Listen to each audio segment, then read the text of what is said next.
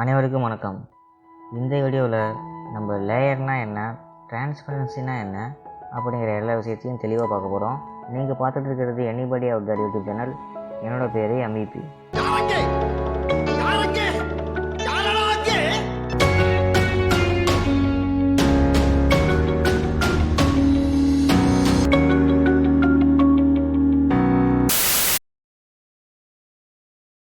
லேயர்னால் என்ன?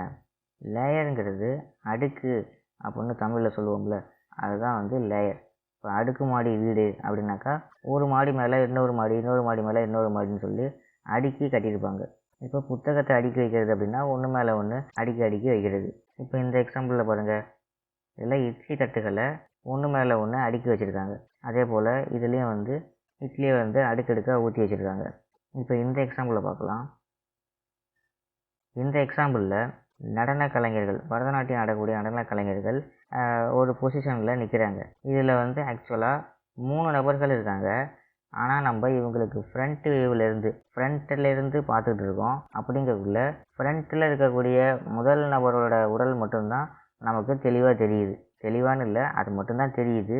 பின்னாடி இருக்கக்கூடிய நபர்களோட உடல்கள் எல்லாமே முதல்ல இருக்கக்கூடிய நபரோட உடலால் மறைக்கப்பட்டிருக்கு. ஆனால் பின்னாடி இருக்கக்கூடிய மற்ற நபர்களோட கரங்கள்லாம் நமக்கு தெளிவாக தெரியுது. ஏன் அப்படின்னாக்கா, மற்றவர்களோட கரங்கள்லாம் வேறு பொசிஷனில் இருக்கிறதுனால அது நமக்கு தெரியுது. மற்றவங்களோட உடல்லாம் இவங்க உடலுக்கு நேர் பின்னாடி இருக்கிறதுனால முன்னாடி இருக்கிறவங்களோட உடலே எல்லாத்தையும் மறைச்சிக்கிச்சு. இப்போ நம்ம இதை ஃப்ரண்ட் வியூலேருந்து பார்க்கும்போது ஒரே உடலுக்கு ஒரு 6 கரங்கள் இருக்கிறது போல ஒரு தோற்ற மயக்கம் ஏற்படுது. ஒரு விஷுவலாக ஒரு இல்லூஷன் ஏற்படுது இல்லையா? இது பார்க்குறதுக்கு ஒரு புதுசான ஒரு அவுட்புட் நமக்கு கிடைக்குது. இதே கான்செப்ட் தான் டிசைனிங் சாஃப்ட்வேர்ஸ்லேயே நம்ம யூஸ் பண்ணுறோம், லேயர்ஸ் அப்படிங்கிற பேரில். டிசைனிங்கில் லேயர் அப்படிங்கிறது ஒரு தனித்தனியான ஷீட் போல தான். இப்போ இங்கே அதை அப்ளை பண்ணி பார்த்தோம்னாக்கா, இங்கே 3 பேர் இருக்காங்களா, இந்த 3 பேரில் ஒவ்வொரு நபர்களும் ஒவ்வொரு லேயர். இதில் மோஸ்ட் ஃப்ரண்ட்டில் இருக்கக்கூடிய லேயரில் உள்ளவங்களோட உடல் தான் நமக்கு முதல்ல தெரியுது. அது மட்டும்தான் தெரியுது. அந்த உடலுக்கு பின்னாடி இருக்கக்கூடிய உடல்கள்லாம் முதல் உடலால் மறைக்கப்பட்டிருக்கு. ஏன்னா நம்ம முன்னாடியிலேருந்து பார்க்குறோம்ல, அப்போ முதல்ல இருக்கிறது மட்டும் தான் நமக்கு தெரியும். அதே போல் தான் டிசைனிங் சாஃப்ட்வேர்லேயும் இங்கே ஒன்று பின்னாடி ஒன்று நிற்கிறாங்க. ஆனால் டிசைனிங் சாஃப்ட்வேர்ஸ்லாம் ஒன்று மேலே ஒன்று பேப்பர் அடுக்கிற மாதிரி லேயர்ஸ் அடுக்கப்பட்டிருக்கும்.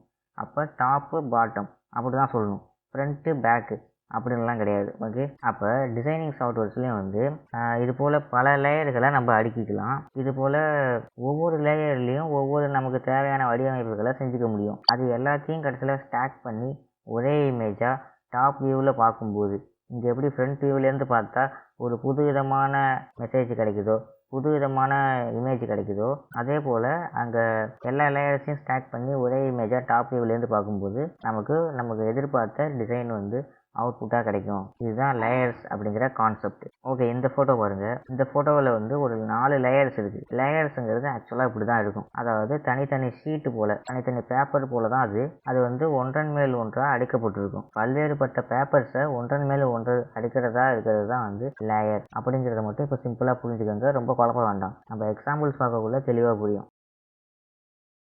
டிரான்ஸ்பரன்சி அப்படின்னா என்ன? டிரான்ஸ்பரன்சி அப்படிங்கிறது ஒன்றும் கிடையாது, வெளிப்படைத்தன்மை அப்படின்னு தமிழில் சொல்லலாம். இது ரொம்ப டிரான்ஸ்பரண்ட்டாக இருக்கப்பா அப்படின்னாங்க, அவர் ரொம்ப வெளிப்படையாக இருக்காரு அப்படின்னு அர்த்தம். அதே டிசைனிங்கில், அதுவும் கிராஃபிக் டிசைனிங்கில் டிரான்ஸ்பரன்சி அப்படிங்கிறது ஒளி புகும் தன்மையை குறிக்கும். ஒரு பொருள் டிரான்ஸ்பரண்ட்டாக இருக்குது அப்படின்னாக்கா அது வழியாக ஒளி பாஸ் ஆகும், லைட்டு பாஸ் ஆகும். அந்த பக்கம் இருக்கிறத இந்த பக்கம் பார்க்கலாம், இந்த பக்கம் இருக்கிறத அந்த பக்கம் பார்க்கலாம். ஒரு டிரான்ஸ்பரண்ட்டான கிளாஸ் போல் அப்படின்னு அர்த்தம்.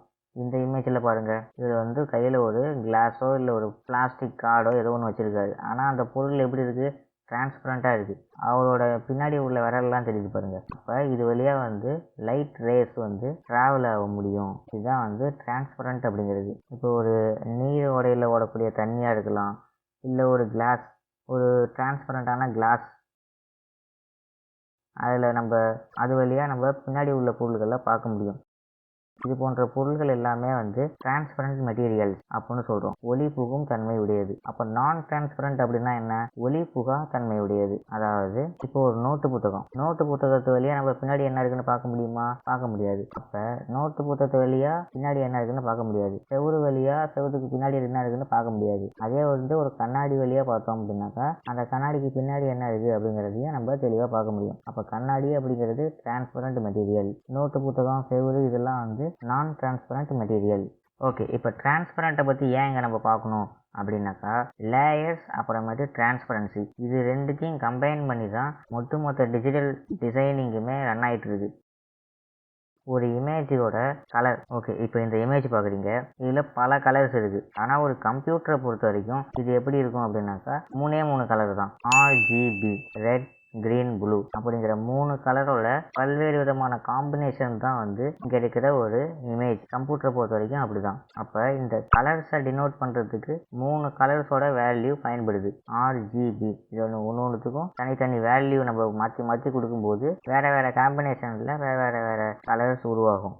அதை வச்சு தான் இந்த பிக்சரு உருவாயிருக்கு. அதே வந்து டிரான்ஸ்பரன்சின்னு ஒன்று பார்த்தோம் இல்லையா, ஒளி புகும் தன்மை. இதை எந்த சேனல் குறிக்குது அப்படின்னா, ஓகே, சேனல்னா என்னன்னாக்கா இந்த RGB அப்படிங்கிறது தான் வந்து சேனல் அப்படிங்கிறது. ஆறுங்கிறது R channel, green channel, blue channel. இந்த 3 சேனலோட வேல்யூ தான் வந்து ஒவ்வொரு பிக்சல்லையும் என்ன கலர் இருக்கணும் அப்படிங்கிறத முடிவு பண்ணும். ஓகே, இப்போ ஒரு பிக்சல் வந்து கலரை முடிவு பண்ணுறது இந்த RGB அப்படிங்கிற 3 சேனல்ஸ். அதே வந்து அந்த பிக்சல் டிரான்ஸ்பரண்டா இருக்கா இல்லை டிரான்ஸ்பரண்டா இல்லையா, அதாவது ஒளி புகும் தன்மையில் இருக்கா இல்லை ஒளி புகா தன்மையில் இருக்கா அப்படிங்கிறத முடிவு பண்ணுறது ஆல்பா அப்படிங்கிற சேனல். அதான் நம்ம ஆல்பா சேனல் அப்படின்னு சொல்லுவோம். ஓகேவா, இந்த லேயர் டிரான்ஸ்பரன்சி லேயர் வந்து டிரான்ஸ்பரண்டான லேயரா அல்லது நான் டிரான்ஸ்பரண்டான லேயரா, ஒளி புகக்கூடிய லேயரா ஒளி புகாத லேயரா அப்படின்னு முடிவு பண்றது இந்த ஆல்பா சேனல் அப்படிங்கிற ஒரு சேனல். இந்த 3 கான்செப்டையும் நல்லா மனசுல உள்வாங்கிக்கங்க. இது டிசைனிங்ல, கிராஃபிக் டிசைனிங்ல ரொம்ப அடிப்படையான கான்செப்ட். இப்போ இந்த வீடியோ கிளிப்பு பாருங்க. இதை வச்சு வேற அற்புதங்களை செய்யலாம்.